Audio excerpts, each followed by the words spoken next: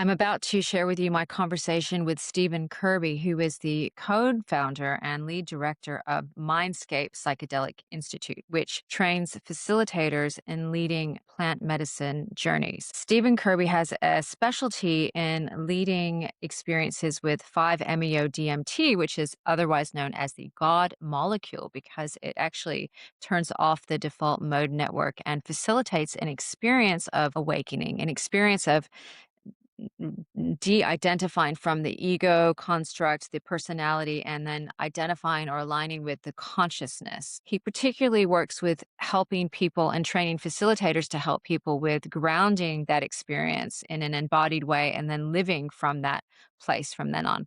But this conversation goes a lot of different places. It goes into, for example, the role of community and healing and how we've perhaps lost that from a more shamanic or tribal based era of human history, but how perhaps we're now again moving towards that. So, something I discussed a lot with Jane Powell, discussing it now in a different context with plant medicine. We also talk about how the increasing mainstreaming of plant medicine might be changing how we conceive of identity collectively and what that looks and how that interacts with technology and AI. And then finally, crucially, we talk about humility, the importance of humility on the spiritual journey, on the plant medicine journey, on the awakening journey, however you want to language that experience. So it is a juicy conversation. Join us. If you want to join a community where we unpack these concepts even more deeply and gather together for a monthly group call, get access to other videos and articles just for a community of those interested in multidimensionality and how that shows up and how it implicates human evolution, then you can join my community. It's on Substack, it's on Patreon. The links are in the show notes. Check it out if you're interested. So, welcome, Kerby, to the Shattering Place podcast. Appreciate you having me. You do so many things. We were just chatting before we hit record on just the number of things that you do personally with Mindscape Institute. The part of it that interests me, and maybe I'm known for jumping right in at the deep end, is that largely you work with training facilitators and how to facilitate plant medicine experiences, particularly with 5-MeO-DMT, although I understand that you work with a lot of different things. What's so interesting to me about your work in this area is that this substance or medicine, however you want to describe it, is known to, well, it's often been called the God molecule, right?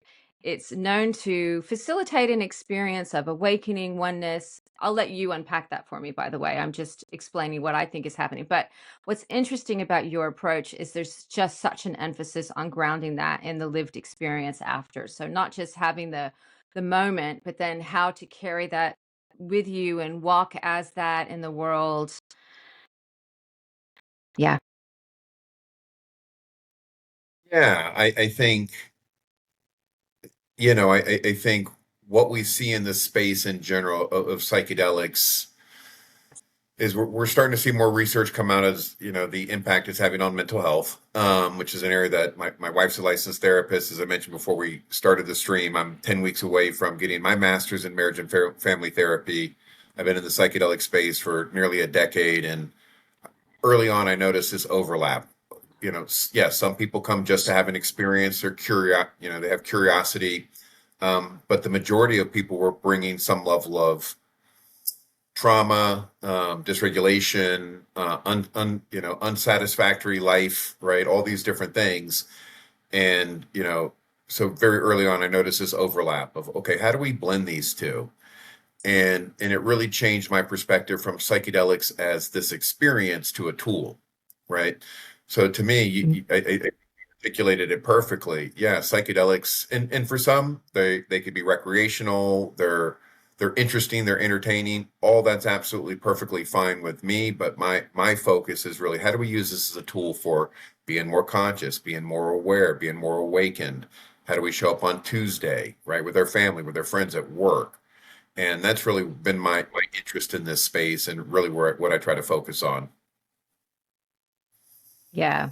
Fabulous, because it's such a life-changing moment or experience, but if you can't then find a way to integrate that in your personal paradigm or in the choices you make as a human or how you do relationships or your perspective on past trauma, then it remains an experience. And I believe that's the difference between, if we call it psychedelics versus entheogenic, right?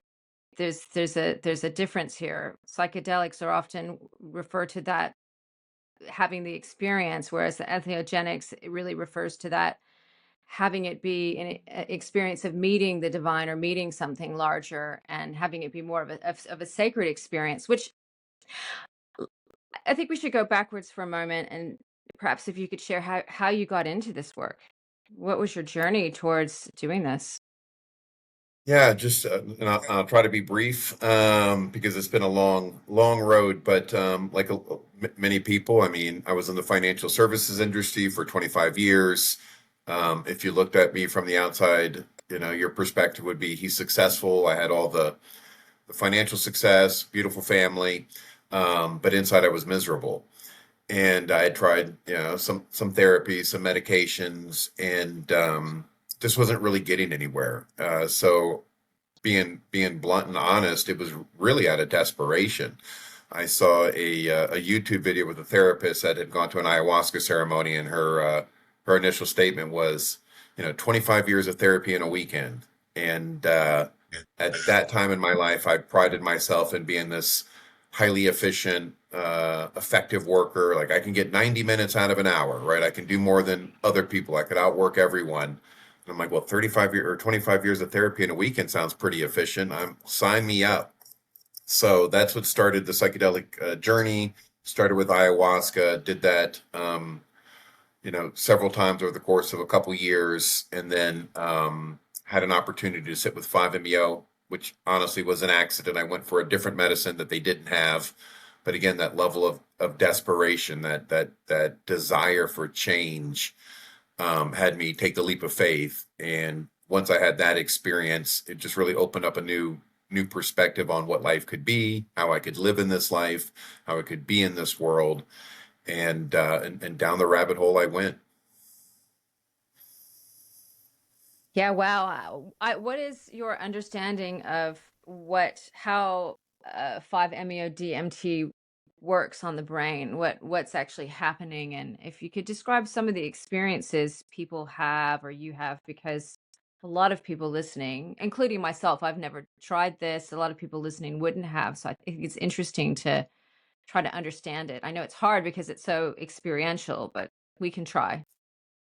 Yeah, and I think you stated it perfectly. It is unique from other classical psychedelics in the sense that it is more just experiential. I think when you say psychedelics to people that are unfamiliar with them, or even familiar with them that maybe haven't, stepped into the 5-MeO space, or if you're listening when you hear 5-MeO, you're like, well, that sounds like just a molecular kind of title to it, but many folks know it as bufo. That's what's kind of popularized it. Bufo, it comes from the Sonoran desert toad, but now you can get it in its pure molecular form to kind of give those toads, leave those toads alone.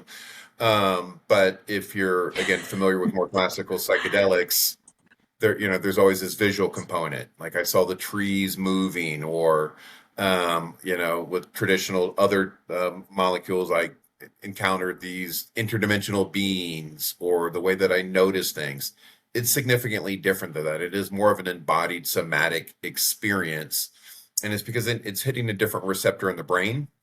Most psychedelics are impacting the default mode network. This one can completely shut down the default mode network, which is the part of your brain that a lot of identity is established. Like, who am I? How do I hold myself out on the world?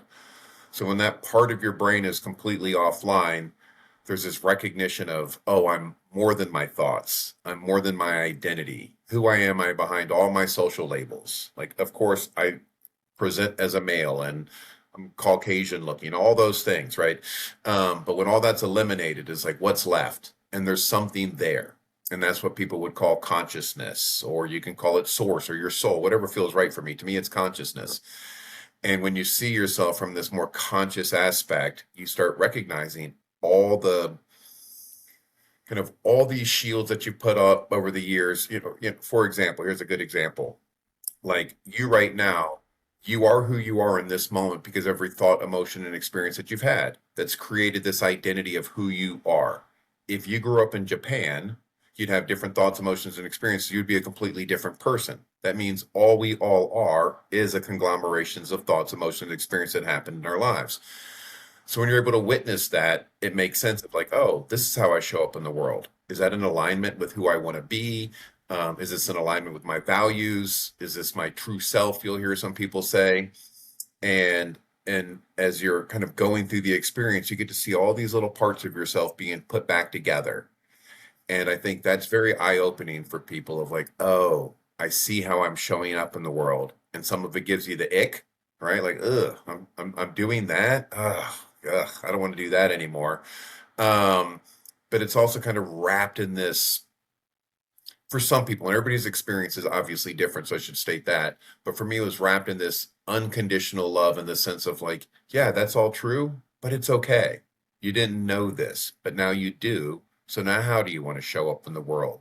So that kind of curious compassion showed up during the experience. Again, allowed me to see all these parts of myself, some that I didn't like, but also with this compassion of like, but they make perfect sense because of all the experiences that you've had in this world.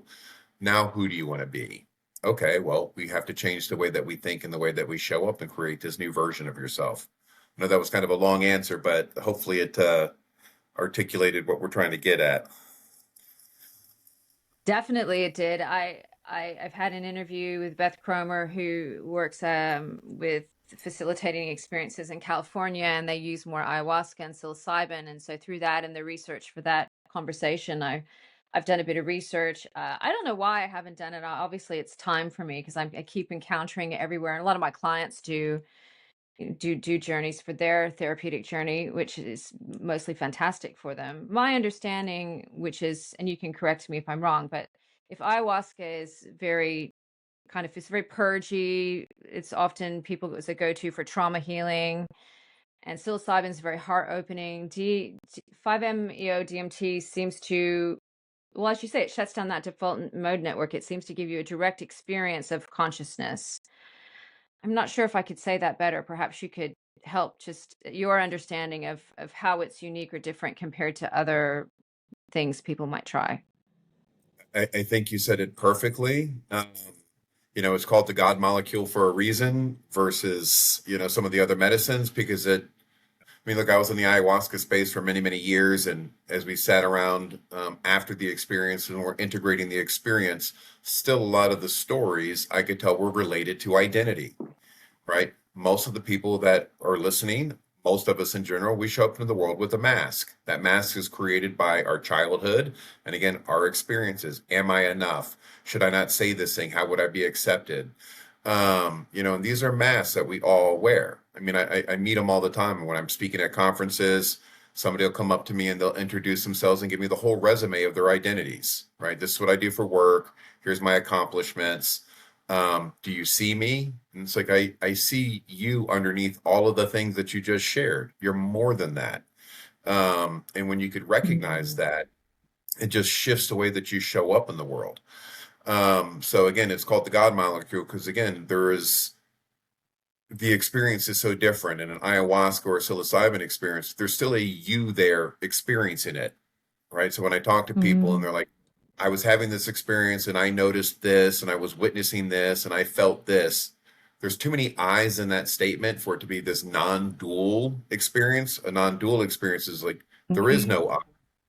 It's you are everything, right? And there's no I there to even know you're everything. And that's so hard to articulate and explain to somebody until you've experienced just truly being everything. Because our mind wants to kind of filter what I just said through the I, right? Like, what would I notice or what would I feel like? How would I see? There is no I. You just have this experience of being everything. And then as you start coming back from the experience, there's a little part of your brain as it comes back online of like, oh, I was just everything. So in this full experience, there is no I witnessing anything. It's just an embodied knowing of I'm more than this. And that's significantly different than any other psychedelic Mhm. experience. Yeah. I have to ask the question because I imagine there are people out there who are also thinking this. How does a person know which is the right um, medicine, the right substance to have an experience with? What are some guideposts for that decision? It's such a great, it's such a great question, and I wish I had a pretty easy answer. Like I wish there was like a survey or a questionnaire that I'm like, oh, you're a psilocybin person. Um, there's just no way of really knowing. But I think what's important to kind of add to that is not every medicine is for everybody, right? Like I don't enjoy psilocybin. I've experienced psilocybin. It's a beautiful medicine, just not my medicine. I've done ayahuasca. I enjoy ayahuasca. It is now no longer my medicine. It was, right? I work in the ketamine assisted therapy space. Sometimes ketamine in itself is very effective for what people are working on, right? So it's really Mm, tough. So my recommendation to people, if you're considering psychedelics for therapeutic use, is start with some of the more gentle, kind of medicines like ketamine assisted therapy, low dose psilocybin, um, even low dose 5-MeO is fine. It's just starting small. MDMA is a beautiful stepping stone, right? It's mm, considered a heart opener. And again, this is a blanket mm. statement. It's gentle, it's more gentle for people in general. And then I think, I think people should view psychedelics no different than, here in the States, we have psychiatrists. If I went to the psychiatrist because I had depression, they don't start me on the strongest dose of depression medicine. They're like, well, let's try this one and try the minimum effective dose. We're trying to find the minimum effective dose. Mm, And I think what I see in the space is, if you serve psilocybin, for example, it's like that old analogy, if you're a hammer, everything's a nail, right? So I hear psilocybin facilitators, oh, it's great for this. And it's amazing. Oh, absolutely will help you with this. And here's the dose that, need this big dose. And I just don't think that's the right approach. So if somebody came to me and said, look, I'm curious, I'm looking to step into the psychedelic space, I'd say, what are we working on? Is it PTSD? Is it anxiety, depression? Well, let's start with something gentle, right? And something maybe even short yeah. acting. Ketamine's an hour, hour and a half. A low dose of 5-MeO is an hour, hour and a half, right? Before we start stepping off the cliff into some of these larger experiences. Mm. Yeah, thank you for that. I just feel that's important to communicate because there will be people who will be thinking, "Oh my gosh, where do I start? What does it all mean?" But I do want to shift into this question of the experiential power of it because this is something that's really so fascinating to me and probably why I keep finding people like you and wanting to have these conversations even though I'm not embedded in that space. My understanding just from tracking, I guess you could say that how therapeutic approaches and modalities have evolved, particularly over the past 20 years when I've been in this space, but also just more generally over the past century, even since Freudian times. There's something about this revolution, which of course we had the beginnings of in the 60s and 70s, and then it was all shut down and now it's opening up again. But there's something about this evolution that really is shining a spotlight on experience, on trusting one's inner world because we live in such a scientifically materialist paradigm, which is one of the reasons I'm doing this podcast because I think that paradigm has been shown to be false. We are in the age of post-materialism, although there are many people clinging desperately to the cliff, hoping that something will be proven absolutely objectively true and it's everything is, a bit murky at the edges, but aside from the speed of the catharsis that happens with plant medicine, the speed of it and the intensity of it, how much it can shift in a little bit of time, it seems to me, and this is my question for you, it seems to me that the other thing that people are left with is a new appreciation for that internal experience, that subjective experience that is just happening in their head that some people might not believe is real. Is there, do you see more people coming out of it with more trust in their own selves, and how do you see that happening in individuals and as a group? Yeah, I think you've touched on a couple important things, and I'll try to take on two of them real quick. It's interesting because we have a mental health crisis, and it's like, well, why do we have a mental health crisis? We're, as privileged as we've ever been as humans, right? Especially here in the States here.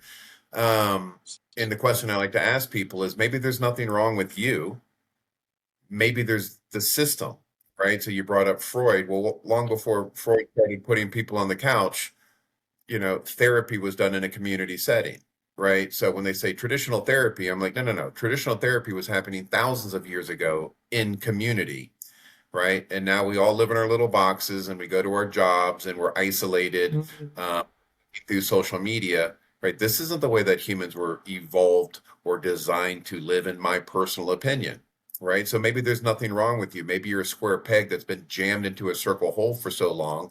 And instead of questioning the system, you're questioning that there's something wrong with you. So is it possible that there's nothing wrong with you? You're feeling the friction from being driven into a circle hole, and you're a square peg.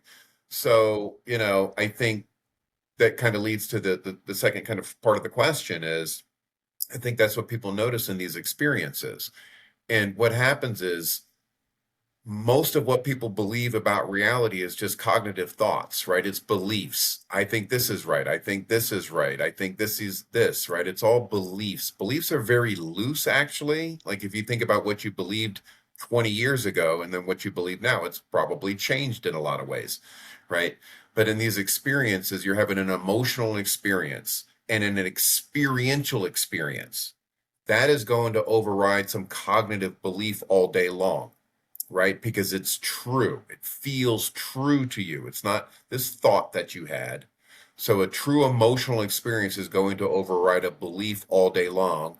And I think that's why you're seeing such rapid shifts in the way people think and perceive and are showing up, because it is this emotional and experiential, you know, uh, experience in that space that it challenges all these beliefs that they've held to this point. And then you start seeing how loose or fragile that belief system that you had actually was. And that could be beliefs around the system, beliefs around reality, beliefs around who you think that you are.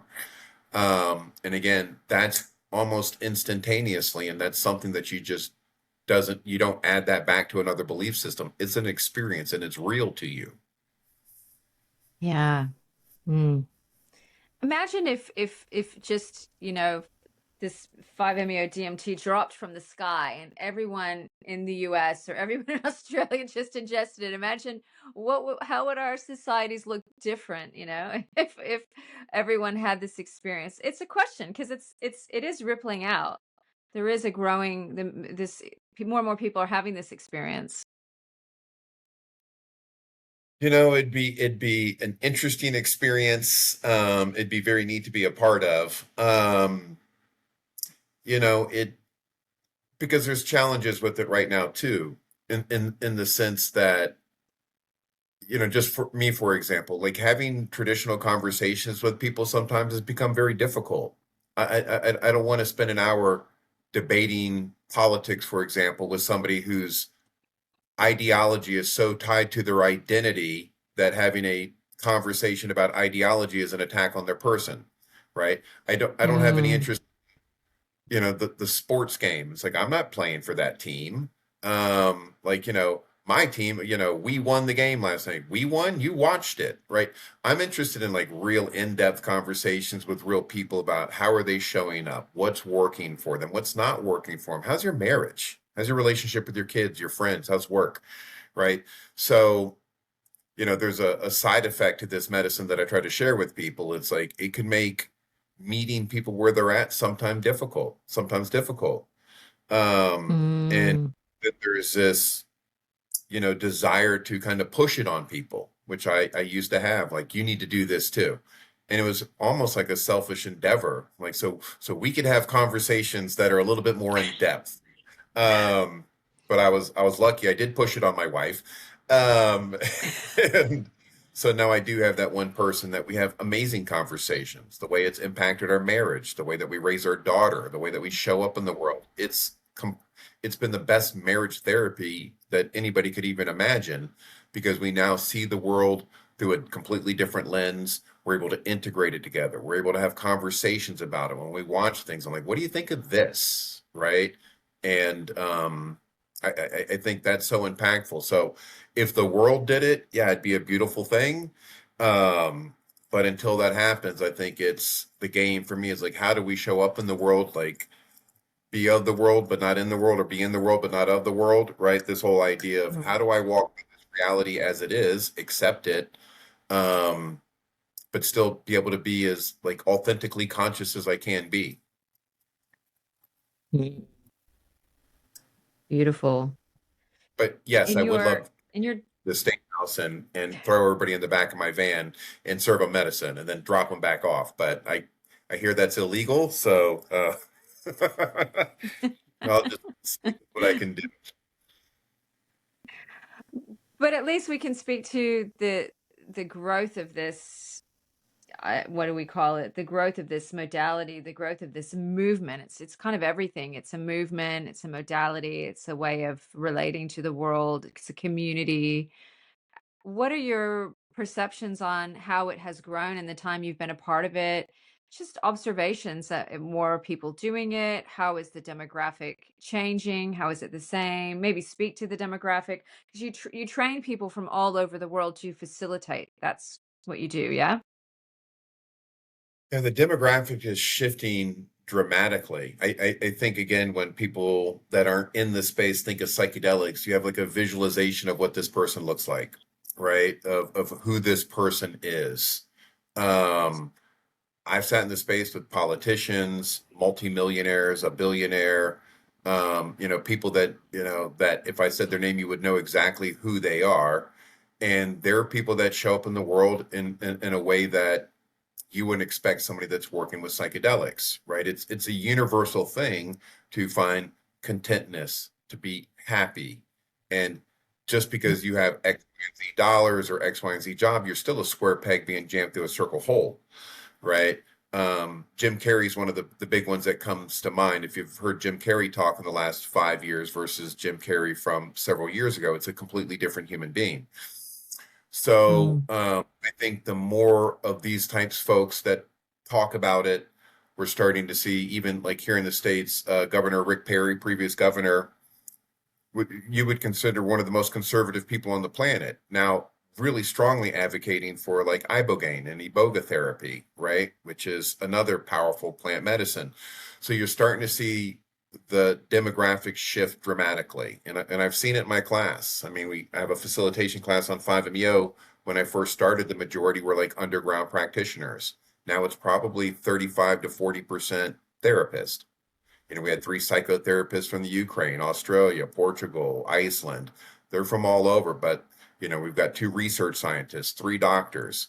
So that's not who people would equate, to the psychedelic space. But Mm. as they show up in everyday life, you wouldn't think that this is somebody that it doesn't align with what a lot of people think of somebody doing psychedelics. Mm. So it's growing rapidly and all over the world by the sounds of it, given, all the countries you've mentioned where people are coming over and training and then going back to their country and then maybe training. It's such a growing movement. It's so interesting that it's exploding at the same time as we have these far right movements growing and this ultra conservative aspect of society, being loud. It's such a juxtaposition, isn't it? But I suppose that's what happens when there's evolution. There's a time of chaos, there's a time of polarization before there's hopefully some kind of reconfiguration. And I think, and I love that you shared that because I think any extreme position would be questioned, right, in this space. Like I used to be significantly more 7, 8 years ago, I was more like Christian conservative. One of my best friends that I worked with in the space was very far left. We ended up meeting in the middle. Like when you can see people for who they are underneath this belief system and also understand where people get their beliefs from. Most people hold Mm. on to these beliefs like they're facts and they're truths. Most people, though, they hear something, they're like, oh, that resonates with me. That must be true. it's just a belief, Mm. and they're holding on to them, and it's a part of who they think that they are now, right? And so to have a conversation about that is questioning who they are as a person. But when you move past that, and it's like, I really love and care for this person. This is a really good human being. I know them beyond all of these masks. Then I can have a conversation with them about where do you stand on this? And even if I don't agree with it, I'm seeing them through a lens of love and compassion, and then just a disagreement on a topic, on a belief. And what I found is she moved to the middle and I moved to the middle. So I consider myself a moderate, and she would probably consider herself a moderate. So what we have is two extremes on either end, Mm. right? Even though I find most people are probably nearer towards the middle, they're just the loudest and what the media focuses on the most because it's the most interesting for people. I think I'd love to serve more of both of those ends, right? Medicine, so they could hear the other side, and probably both groups, both extremes would move towards the middle, Yeah. if that made sense. Absolutely, and that's incredible. And a similar thing happens, I think, when anyone has an experience of awakening, no matter how that comes about through spiritual practice or just life. I just interviewed someone who had a spontaneous Kundalini awakening a couple episodes ago, and just life can take you to this experience of awakening. It can happen in so many different contexts, and that is a common, I guess you could call it, outcome, right? That there is this uh, embodiment or re-embodiment that's just much more open and forgiving and inclusive and compassionate. Which leads me to my next question: is do you have an opinion on where this is going in the world? How society, I mean, I'm projecting this into the future. I mean, maybe you don't know, but I'm curious, what does our future look like with this increasing mainstreaming of plant medicine, of these experiences? How is it being used in different or innovative ways? How might it integrate more into healthcare life? I don't know if you have any. I'm just curious. Well, again, just a belief that I have, um, that I'm carrying loosely, and it could potentially change. What we're seeing, if we're talking about where we're at in the world right now, and what type of direction we may be going, is I'm very curious about like the use of AI, for example, right? That's just one thing. So what happens Mhm. if 75% of the jobs go away, right? So now you have Chad or Mary, who's the attorney. They've gone to school for so many years. That's their identity. I'm an attorney. I'm this thing. And oh, we no longer need you, right? What's their purpose? How do they identify? How do they show up in the world? How do they find value in who they are as a person, right? So take that and multiply that by 60 to 75% of the population potentially. And so you hear a lot of these people who are kind of down this rabbit hole as well. Well, what's going to be people's purpose, right? Well, people won't have purpose. I've always found that super fascinating. So being an attorney is your purpose, right? To me, work's always been like we were hunters and gatherers. Going to work was hunting and gathering. Like we're trying to create resources so we could feed ourselves and create shelter, right? My purpose is to enjoy this reality for the limited blip of time that I'm on it. How about we spend time with friends and family? How about we spend time in community? How about we spend time in nature? You want to do art? Go knock yourself out, right? There's so many beautiful things that we could find to do, but you're going to find that a lot of people struggle with that because their identity is so wrapped up in what they do for work that they feel like that's their purpose for being here. And but I work with these people all the time. So I think we're going to see an existential crisis of people that feel like they don't have a purpose. One minute they were important, CEO at such and such company, and now they don't have a job. Who are they? Who are you now when you're not the big boss? Who are you now when you're not the top accountant? Right? Well, you're just you. Isn't that enough? But for most people, they've never sat with that or experienced that. So I guess a long way of saying it, I think that's where these medicines are going to be extremely impactful. And that's probably the majority of people I'm working with right now, even outside of the psychedelic space of like, who am I now? Well, you're you. Who do you want to be? You weren't an accountant. That was just a job that you did, right? So I think that's one way of viewing how I think this is going to be impactful, is helping people find out who they are underneath all these identities and layers of masks that they've been showing up as.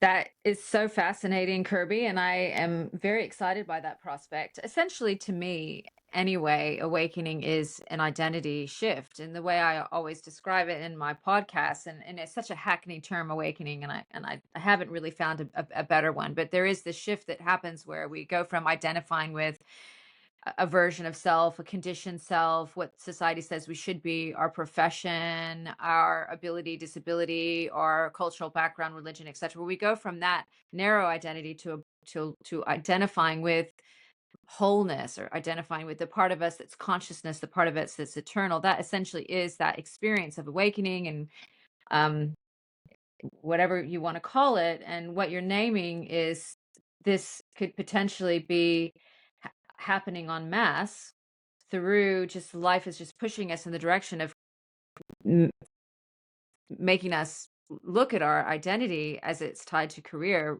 under this microscope, because of AI, because of what's happening sociopolitically, and that maybe plant medicine is a way to help ease that transition.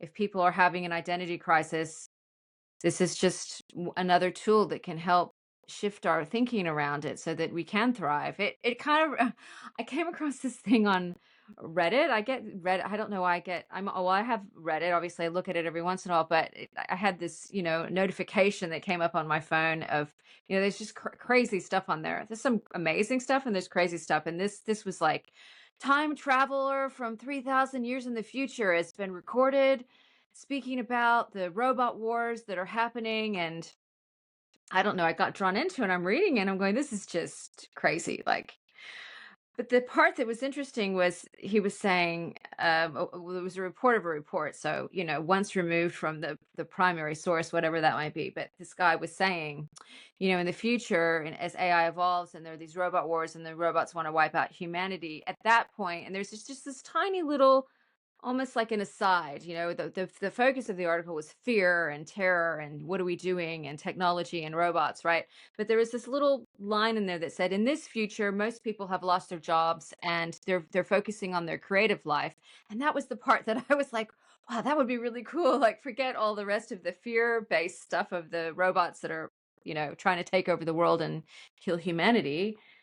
Yeah, imagine a world where we're just embracing our creativity, and that's kind of what you're describing. If this, and I am interested in how humans might evolve, I'm interested in timelines, and that's one of the reasons I have this podcast, is to kind of get my head around where we may be going. So yeah, I appreciate your insight of that. That's Yeah, because yeah. if you think about it, most of the conflict, I mean, we talk about humans have always been in conflict with other humans, just like most other animals on the planet have been in conflict with other animals, right? And it's usually over resources.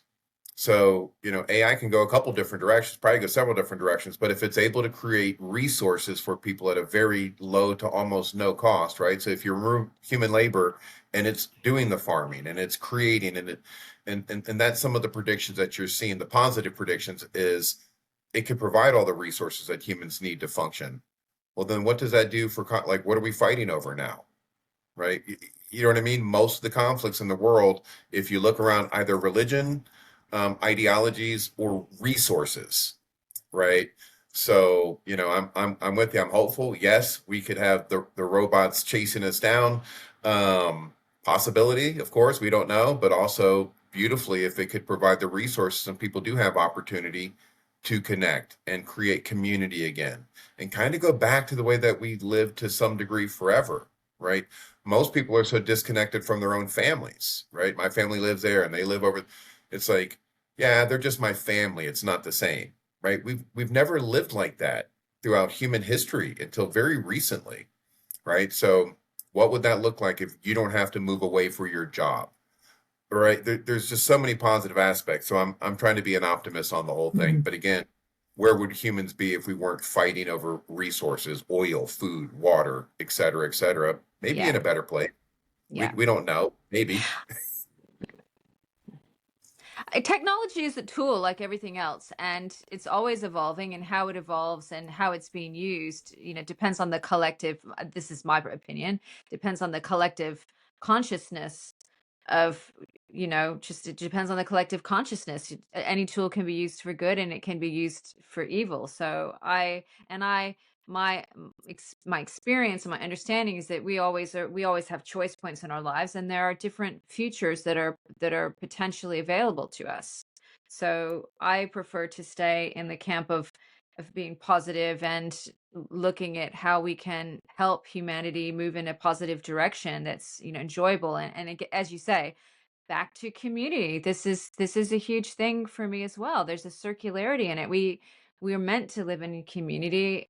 Every anthropologist would tell you that this is as you said at the beginning of the conversation, this is the origin of healing. It's in community. A shamanic approach to healing, which is the oldest form of healing there is, happens in a tribe, happens in community.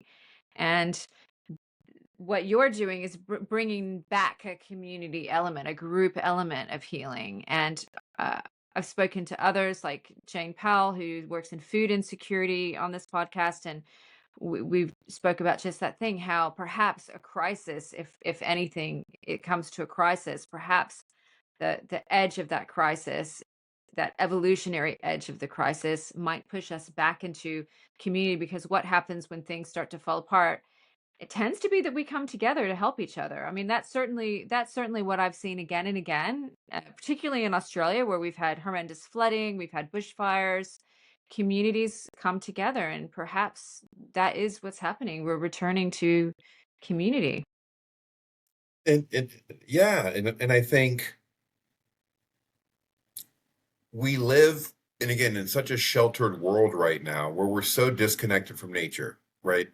I find nature so fascinating, right? The fact that we're the perfect distance from the sun, where we get just enough sun to keep warm, but it's not roasting us and we're not freezing to death. We're the perfect distance from the moon, so we have tides that wash in and wash out without washing over Mhm. the entire planet if we were just a little bit. The space or the size of the universe is beyond most people's even comprehension. Like the Voyager satellite that we put out in space almost 50 years ago, it's been traveling at light speed for 50 years. It's gone 1 light year, right? That's it. Like, so how big is like, I just love these. Like, these are fun, interesting. Like, we're so detached from this amazing thing around us, right? The trees in my backyard that have been here for 400 or 500 years. Wonder what they've witnessed, right? So I know this sounds like woo-wee weirdo, guy stuff, but it's like we're so detached from that. Even like my wife and I were talking yesterday about like daylight saving time. I'm like, what is this? Like, it's because, well, that way we have more real light, and it's like, so we're trying to jimmy the system, right? Versus, again, if we were more connected to nature, well, yeah, there's less light in the winter because we should be resting more. Well, we can't rest, got to work 9 to 5 still, like keep pushing, right? Nature is resting. So, like, we're so detached from all of this. And again, I think that's something that psychedelics brings up for a lot of people, of like, again, I'm this square peg being jammed through this circle hole. Maybe it's not me, you know, or, my wife has a completely different hormonal system than I do, right? Not to gross any of your members out, but like, I follow her track. As a man, I've never understood it until I started following it. Men are pretty consistent.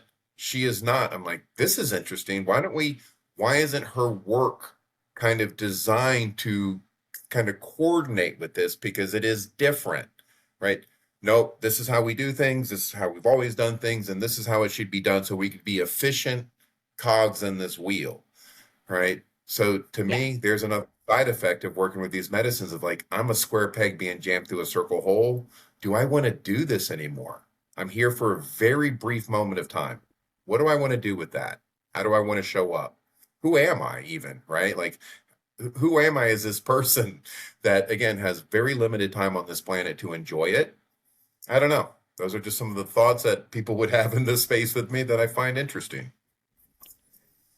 Yeah, it's super interesting that what I think I hear you saying is that these experiences people have go far beyond this piece of the identity piece of it. Who am I in relation to consciousness? Who am I when I'm not being Michelle or Kirby? It goes so far beyond that, and it causes this real reassessment of who am I in this place and time, and it changes your Yes. connection to your body. your cycles. It changes your connection to nature, natural cycles, to the built environment, probably. Why am I living in this house with blah blah blah blah blah? And into productivity culture, obviously, it causes you to question everything.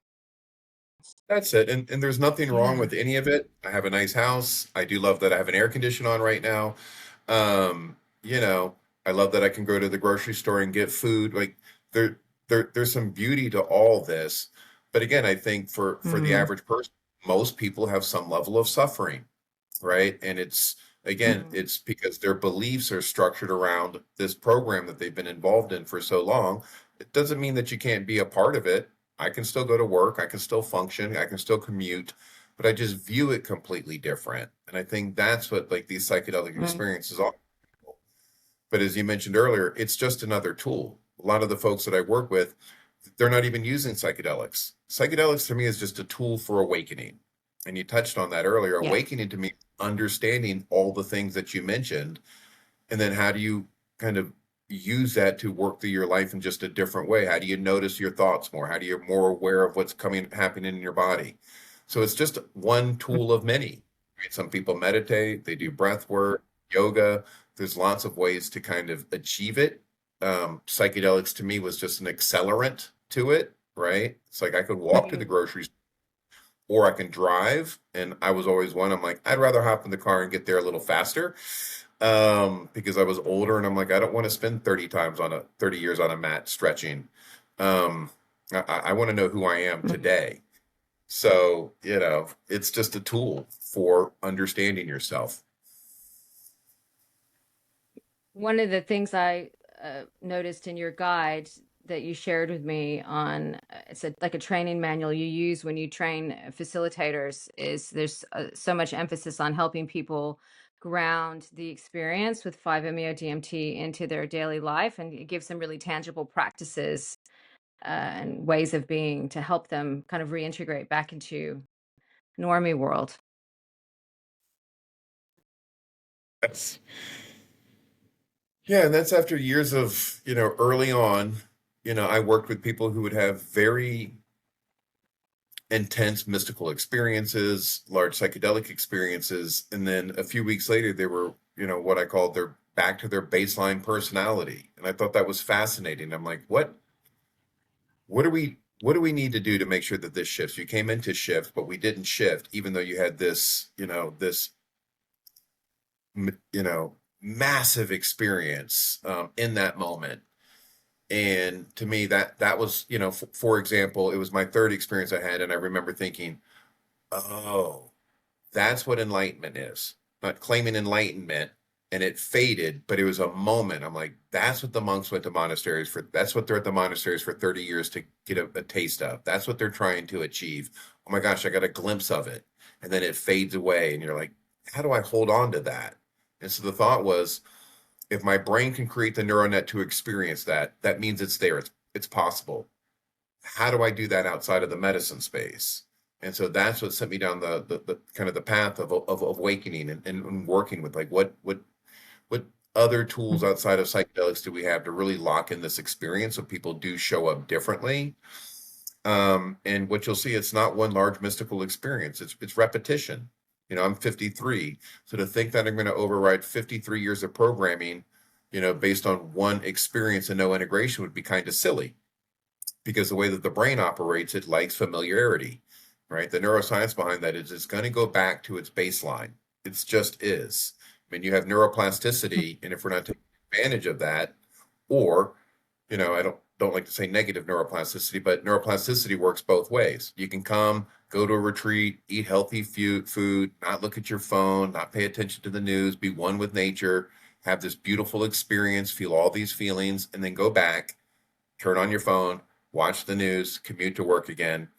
That neuroplasticity is still there, but all you're doing is driving in this old programming again.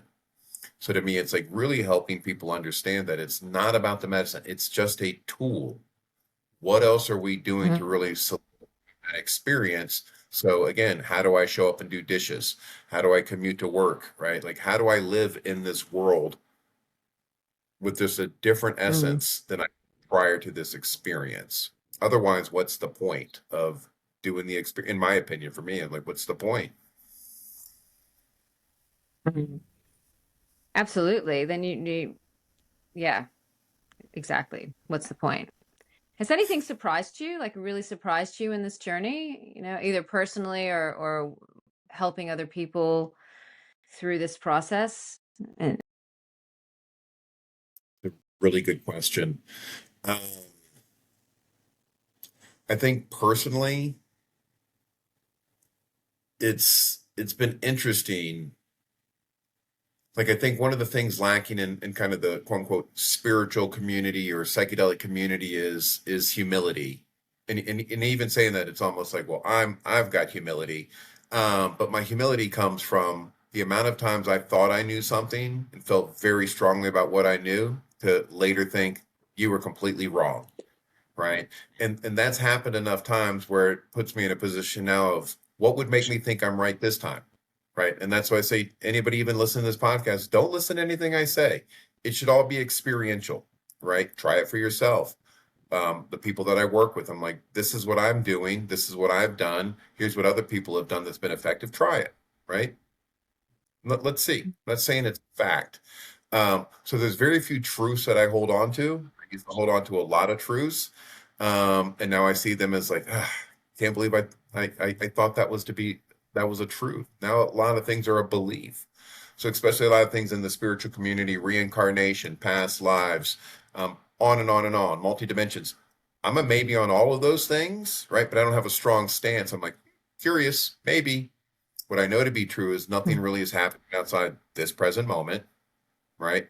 Most people are living in the past, replaying a conversation that happened yesterday, right? Or thinking into the future. I've got this meeting with my boss in 2 days. Their body is experiencing that as if it's happening right now. The mind doesn't know the difference between what it's imagining and what's actually happening, right? Most people are living in past and future. They're missing out on this moment. I'll be satisfied when this happens. If I can just get this thing, then I will feel this way. Well, what if you could feel that way right now, in this moment, right now? So to me, again, the amount of beliefs and things that I held to be true that I would have defended and witnessing in that in other people, where I'm like, you seem pretty strong about that thought. Maybe you should hold that a little bit loosely because when you believe something so strongly, there leaves very little room for curiosity.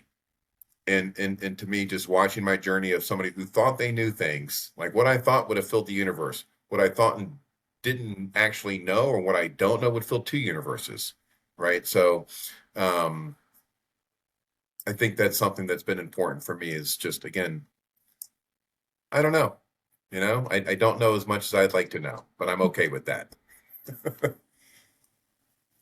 that Socratic wisdom is knowing that I know very little is it's so undervalued in our culture. Humility. I'm really glad you named it actually. It's something I didn't necessarily I wasn't able to articulate it. And then when I had a conversation with Natalia Defterios about her Kundalini awakening, there was a point, it was a few episodes ago, there was a point in which she said she spoke about humility, like just when I thought like I couldn't go any further, I was proven wrong. And she said the humility that's asked of you in this process is so vast, and until then I wasn't able to name it. And then I thought about it, and I realized, yes, there is any kind of awakening experience does require of you such a deeper degree of humility, a lived experience of humility it's just so beyond what you think humility is or might be. I have this experience, for example, that if and I rarely have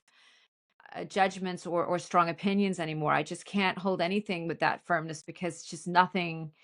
Everything is just like water filtering through my fingertips as I try to hold it. That's what life feels like now. I just hold it and it's just flowing. It's flowing through my hand, my hands.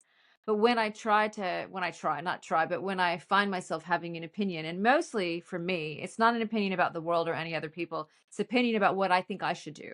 Like I should do this or I should move on this path. Life just, it's like instant karma, if I can use that word, which is like a difficult word, but it's like the moment I think I know, life just smacks me in the face. And it's like, oh yes. And then I remember my default position is I don't know anything, just in the flow.